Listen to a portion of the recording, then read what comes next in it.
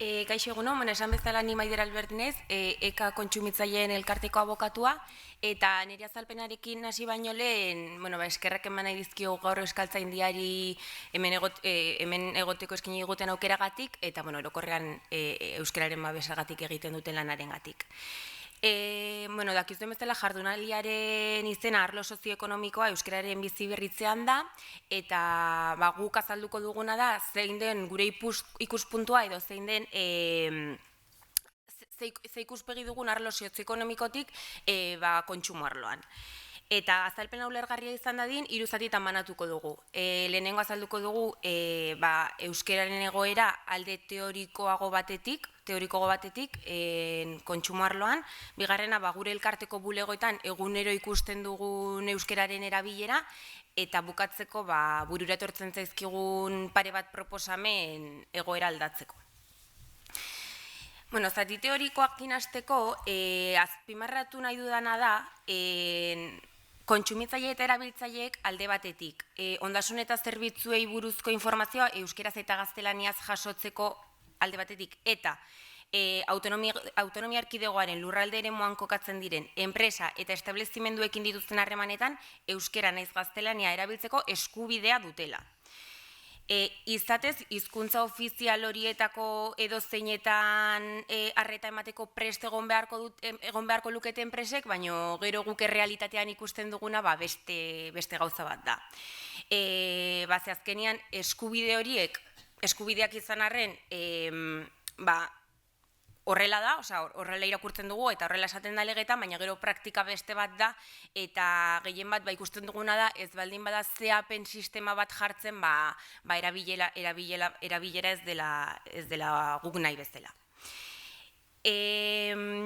Jardunaldian izenburua kontuan izan da, garrantzitsua iruditzen zaigu adieraztea kontsumitzaile eta erabiltzaileen estatutuaren legearen aurre proiektu bat martxan dagoela Eusko Legebiltzarrean, eta guk aukera izan dugu aurre proiektu hori iruzkinak egiteko, eta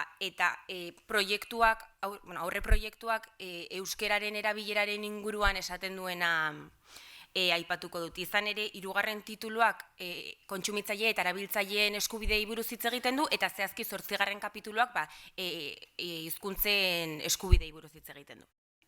Orduan, zioen azalpenetan esaten da, administrazio publikoan sartuta ez dauden pertsona partikularren hizkuntza erabilerari dagokionez, hau da, sektore pribatuari dagokionez, komenigarria dela sustapen neurriak jartzea. Orduan, honi lotuta dago Konstituzio Auzitegiaren epai bat, zehazki 7/2008 epaia, non adierazten den, azkenean alderdi pribatuen artean ezin dela hizkuntza ofizial bat edo beste bat erabiltzeko bete behar bat ezarri. Azkenean, modu zuzen batean. Orduan, hori dela eta legediak iten duena da, desberdin du, edo azaltzen du zer den sektore pribatua eta zer den sektore publikoa. Sektore publikoari dagokionez, gaur egun indarrean dagoen legedia babesten du eta termino horiek babesten ditu, eta gomendatzen duena da dokumentazioa elebidunean eskaintzea, erabilgarritasun linguistikoa defendatzen da, eta gero azkenean bi hizkuntzak ofizialak izanik norberak aukeratutako hizkuntzan atenditua izateko eskubide hori babesten du. Sektore pribatuari dagokionez, ikusten duguna da azkenean sektore publikoan oso ondo aplikatzen dela eskainitakoa edo legeak jasotzen duena, baina gero errealitatea beste, sektore pribatuan errealitatea beste bat da, ez? Orduan, legeak esaten duena da dokumentazioa, gehien bat dokumentazioan zentratzen da, egiten dien eskakizunak dokumentazioan nagusitzen dira, gehien bat dokumentuak elebidunean eskaintzeko bete beharra, edo tamaina handiko enpresetan, edo horrelako establezimenduetan.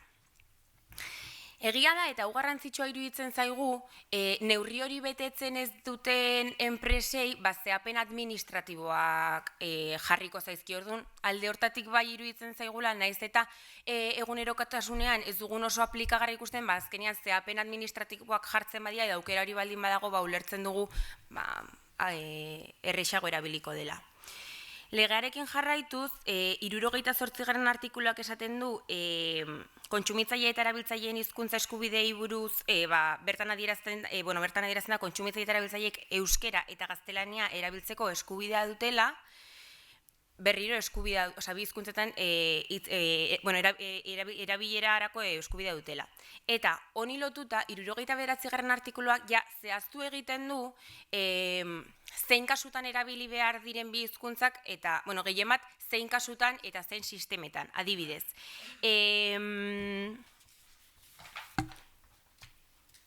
Adibidez, lehenengo puntua izango litzateke Euskal Autonomia Erkidegoaren lurralde eremuko establezimendutan, errotuluak, oharrak eta oro har jendeari zuzendutako jakinarazpenak euskeraz eta gaztelaniaz emango dira.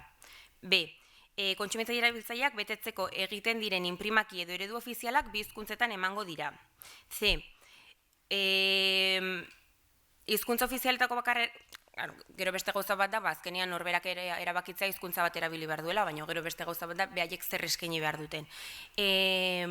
Hizkuntza bat aukeratu ezean, bi hizkuntzetan idatziko dira atxikipen kontratuak, klausula ereduak dituzten kontratuak, araupeko kontratuak, baldintza orokorrak eta kontratu horiei buruzko edo horiek egitearen ondoriozko agiriak.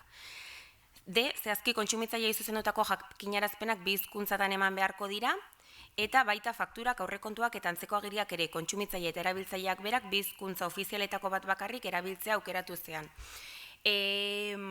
Fakturak eta dokumentazio guzti hori bi hizkuntzetan erabiltze ez dakigu ze punturaino betetzen den neurri hau, ze azkenean guk ikusten duguna hori ez, beste realitatea bat izaten da.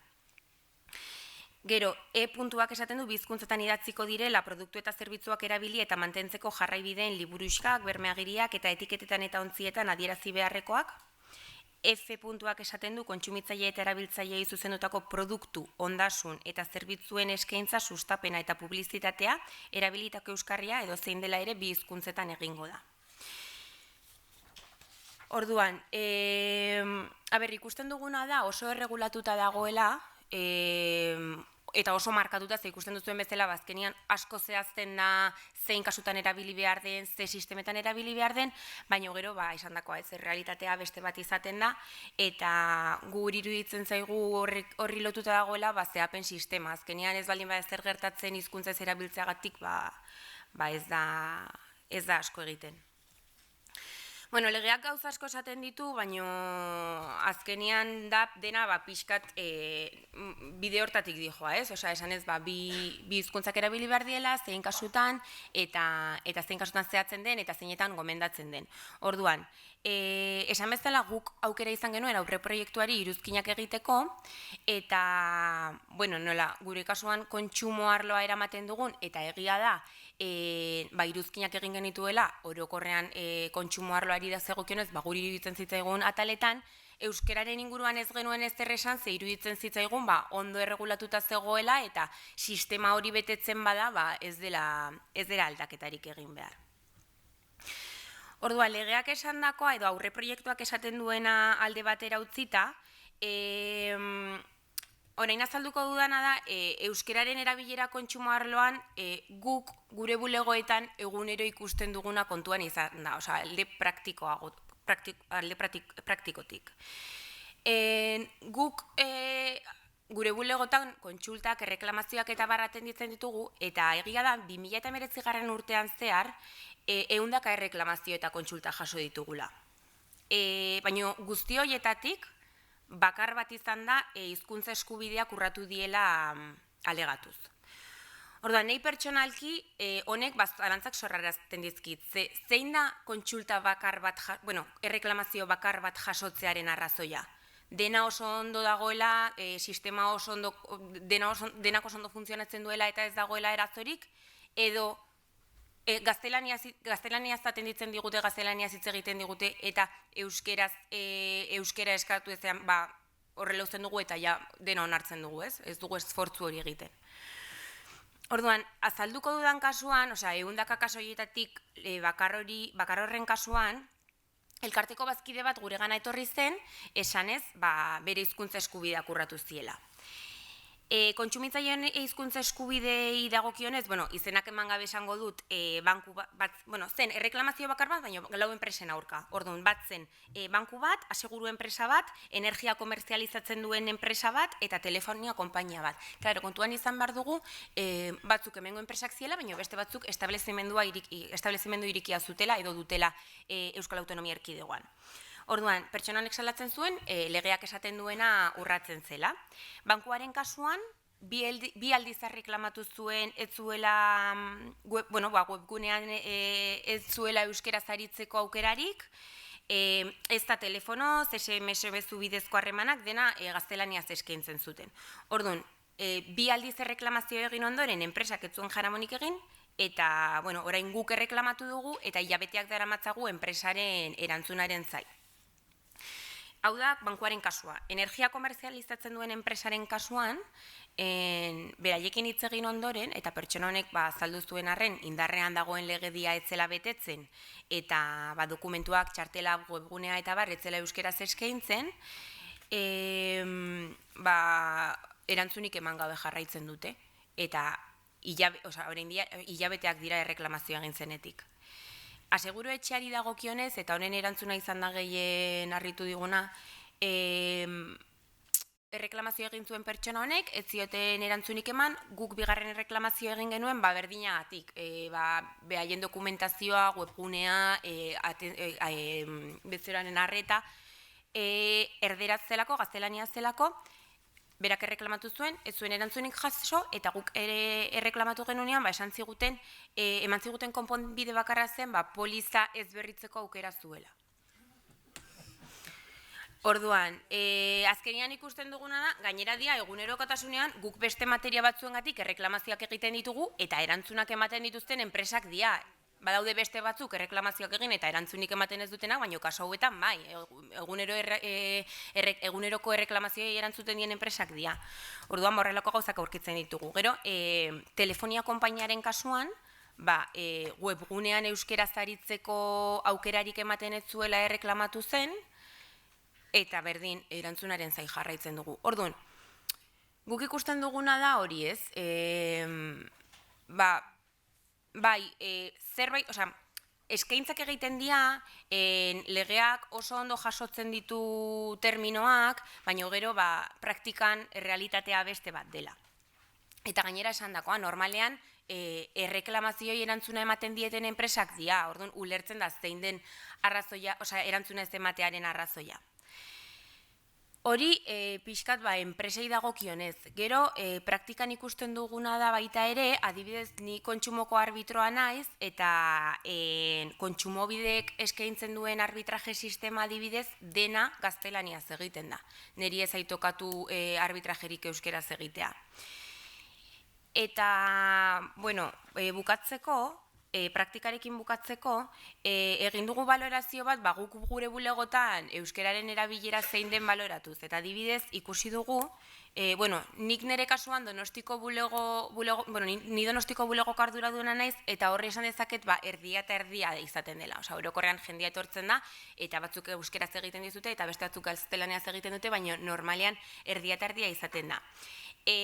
Bermeoko kontsumo bulego arduradunak esan digu, kasu hortan gehienek euskeraz egiten dutela. Hor bai ikusten dela, igual herri txikitan gehiago erabiltzen dela. Eta Bilbon eta Gasteizen ordea, gehien bat gaztelaniaz erabiltzen da.